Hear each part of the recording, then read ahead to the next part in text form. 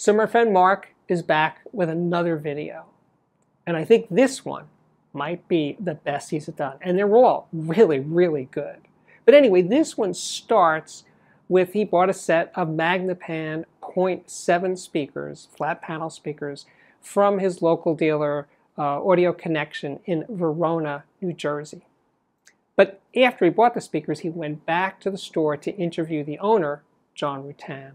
And it's a fantastic interview. It really is, because it's about, well, basically how John got into the business.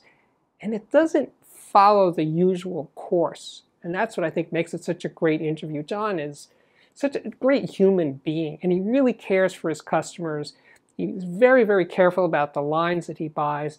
But this isn't like a commercial for John Rutan or his store. It's more of a human interest story. Anyway, I'm going to turn it over to Mark right now. And I hope you enjoy this as much as I did, because I think it's incredible. New Magnepan 0.7 speakers. The audiophiliac asked me why I wanted new speakers. And part of it was just, I felt like it. But if I had to explain myself, I'd say I was looking for a more detailed mid-range, cleaner treble, and a taller soundstage. Oh, I'm doing this wrong. Bend your knees. My old speakers, those Platinum Reference 1s on the floor there, did a wide and deep soundstage with their point source and little drivers, but they were not very tall. A friend of mine with big speakers said, you know, Mark, it's like listening through a wide but not very tall window. And he was sort of right. A couple of years ago, I got a pair of Infinity Kappa 9s, nice and big. They did the soundstage thing, but they were way too colored for me to be happy with, and it was a relief to go back to the Platinums. But with the pandemic and my business life disrupted, my social life disrupted, I got the itch again. So I ordered a pair of 0.7s. I actually took my wife with me to listen to the bigger speakers, the 1.7i's, which I liked better, but she gave them the thumbs down. So they were too big, so the 0.7s it is. They're cheaper anyway. And on a warm Indian summer afternoon, I went to Audio Connection to pick up the new speakers, and I grabbed John Rutan for a few minutes to do a quick interview. Now that it's a few months later and the Magnepans have pretty much broken in, and I still like them, I think it won't be jinxing anything to share that interview now. Hope you like it. So I had an accident back in 84, 85, and I was out of work for a couple of years. And it made me realize when you're out of work, you lose your dignity. It's a tough time. And I just thought about rebuilding for 2 years. There's a little regular P1.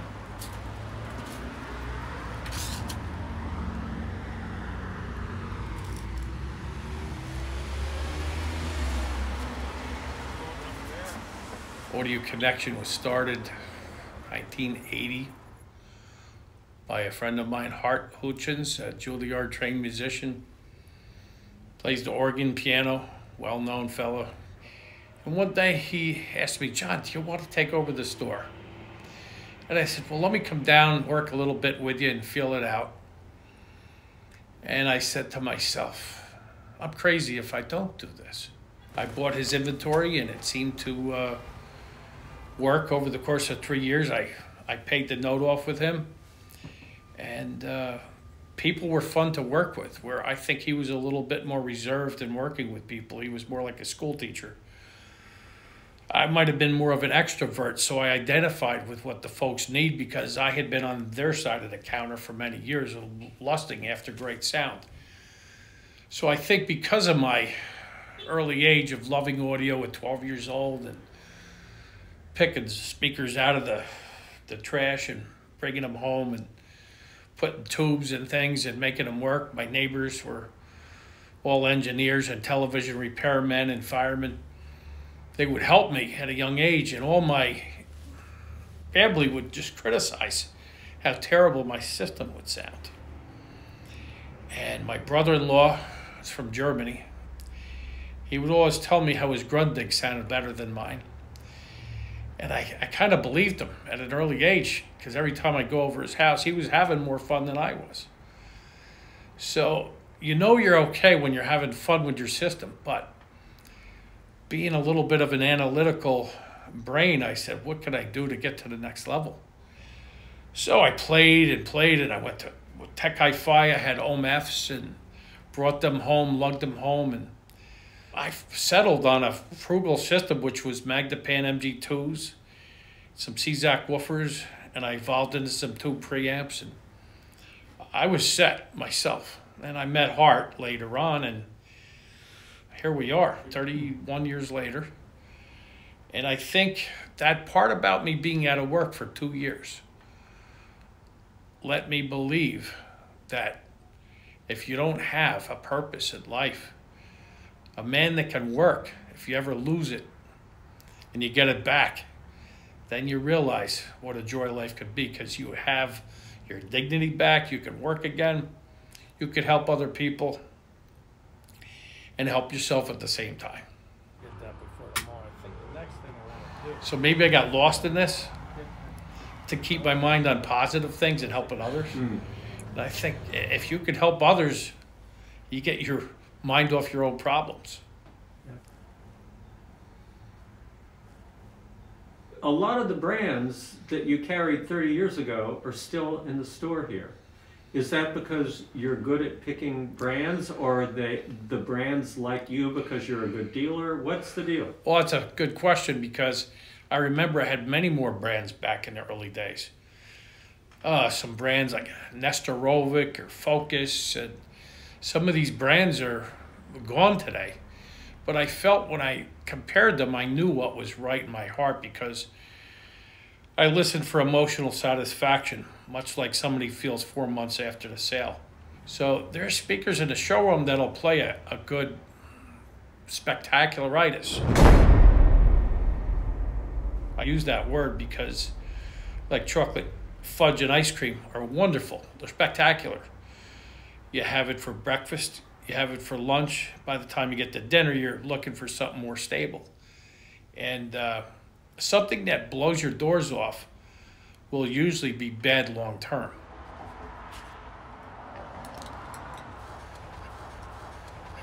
Germs be gone.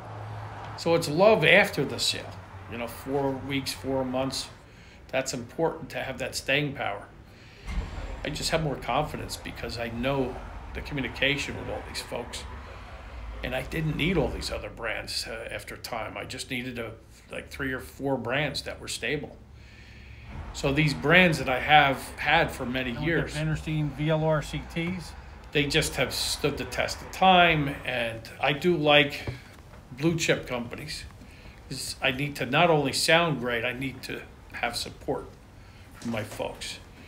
And when I let you down, I feel bad. I don't like to ever let people down. I like to stand up for what they've invested in, and that's how I think I survived. And companies like Magnepan or Vandersteen or ProAct, B&W. Audio Research? Yeah, Audio Research, they give us great support. As a business, it's one thing, but as a sound guy, I think I'm more of a sound guy than a businessman, and my associates help me stay on the paper form and do all my work while I can do research and do experimentations. But you came to it because you like music, so you want systems that play the music, but you want to have a sense of enjoyment, excitement. Long term, a lot of the male brain looks for the hunt. It's like the 7-year itch, except with audiophiles, it's a 7-month itch. Well, we all know the grass is greener on the other side. Somehow we're cursed. We all love this. So part of the reason, the catalyst that drives us, is where I was looking. Did somebody else discover a better mousetrap? Well, a lot of guys have to go and spin their wheels and find out, experiment. And I had a home where nobody lived near me for 250 feet. And I spent hours, 1, 2 in the morning with many amplifiers. I think I had 27 amplifiers home, and I had all these panel speakers from Apogee and Magnapan. And finally, one day, I had a Dynaco Stereo 70 and a pair of Celestion 3s playing Vivaldi, and I says, these panels can't do violins like a point source. And I had this happen in the 5th and 6th, 7th grade when I had my little systems and Radio Shack and Marantz receivers. And the girl across the street was a great barometer for me because she was very critical. And having a woman's ears and her being critical on my sound, that hers always sounded better, I kind of evolved from that, and evolving meant a lot of experimentation. And she always had a different opinion than I. But I enjoyed that opinion because I think she was more right-brained than a lot of guys are. Women sometimes get it. If you want a good system, bring your wife, bring your girl with you. And they're like the canary in the mine. They can tell you this isn't going to fly long term. Right. Except I don't like to go shopping with my wife when she's shopping for shoes, and she doesn't like to go shopping with me when I listen to equipment. But I think you have to explain to the women that this is a thing that charges our batteries in a nice, rational way. You got to tell them, look, I work, I'm the pillar in the house. Maybe they are the pillar. But I need to have my batteries charged. This audio system does it for me. Can you deal with it, hopefully? So I think we have to look at this and say, communication with them. Give them all a hug. 20 seconds, there's a physiology thing that happens. Show them they're as important as your audio system, because if you don't, you're going to be in a doghouse. But sometimes the biggest culprit I see is the guy's in a glass square room and he goes through system after system after system. And he finds me. I said, hey, put a rug on the floor, some bookcases in there, and sing. When you could sing and it sounds good, then a good system has a chance. Yeah. But you have to choose your own poison. I can help, but we got to find out what turns your brain and makes you happy. It's a new little Rega for $5.99. It's nice.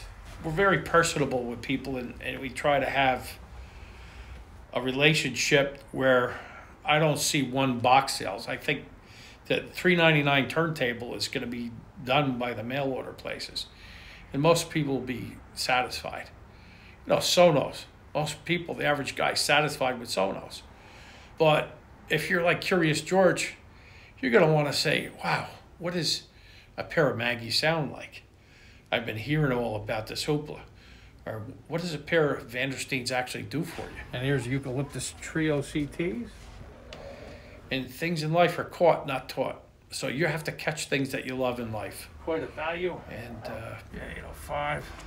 you put that system together with the guy, and you get a relationship going, and that's what holds together. If you do it right from a dealer standpoint, you don't have to be too concerned about the competition, you know. You can't get everybody.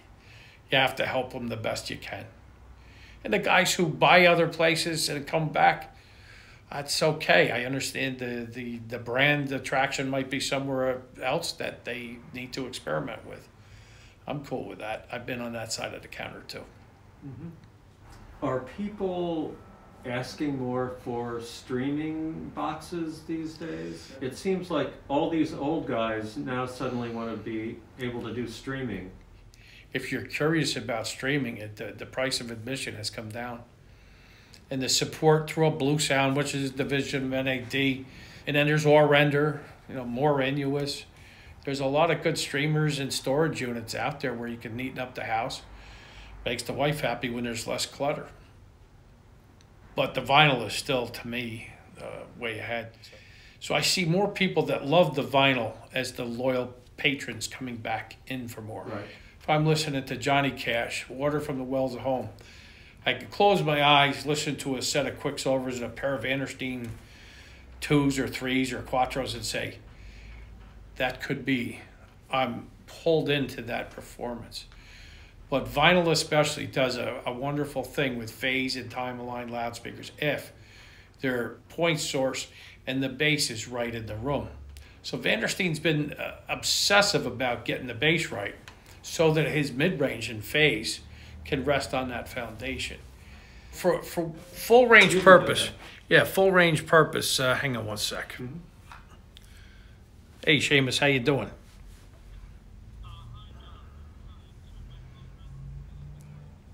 No, yeah, I'm just in the middle of a meeting, so can we talk a little bit?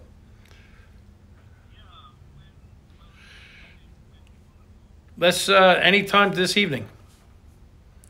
When you got to work, that'd be great. Sounds good. Thanks, Seamus. Yeah, I think we're almost done. He wants to hear it all. 5 minutes. No but problem. where do you see yourself personally and the audio business in 5 years? Well, I love what I'm doing. I like helping other people. I think we're at a point now where there's audio products hitting the marketplace that are better than ever, more refined than ever. And you got to realize we're in a specialty market. So specialty means very few people care. But if we're not planting seeds out there with the young ones, love the reactions. Do you see more people coming in? Young people, that is. Young people. I had a couple in here, boyfriend, girlfriend, 17 years old. They said, "What are you doing here?" I said, "Come on in." And I popped on a vinyl of Chris Isaac's Wicked Game on a pair of little Vandersteen ones with some Rotel gear. And the little girl, she says, "Wow, it's loud and it doesn't hurt your ears." So refinement in specialty audio, I think they discovered a little bit at a time, but we have to be directing them in the right way and make it affordable, and so their pride and ownership is there. So let's talk about life today with the pandemic. Another one of your customers, Jay, is a friend of mine. I told him he should drop over, and you called me back and said what?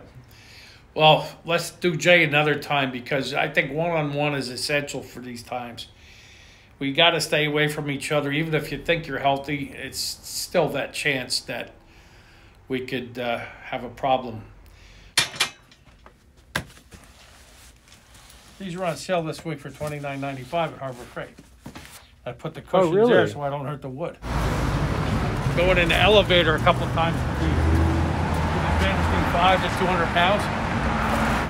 All right. Right in.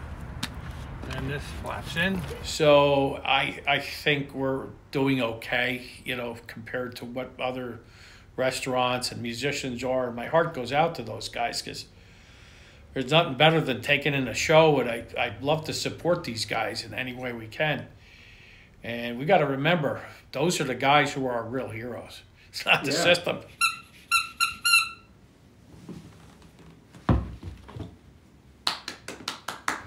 The most important thing I can tell everybody out there, the stress of this whole virus is taking its toll, not on just your health, but your mental side of the world. And if everybody can get out every other day, take a walk, or you find a hill after 10, 15 minutes and get a little cardio, then you do some stretching, drink a lot of water, and keep your physical health, the mind will follow. And I don't think I've missed a beat since March. I've gone up and walked out a hill, did push-ups, girls push-ups, that is, because I don't want to hurt myself. But knee push-ups. Yeah. You get up to 50, 75, and after a while you start at 12. Whatever you got to do, just between that and then arch toe-ups. And use your arches and your calves and your quads. Your back won't hurt as much anymore. Take that walk, stretch. If you can keep your body in somewhat comfortable shape, the mind will follow. And then you listen to music, you play with the dog, and take care of mama, and everything will endure. Come on.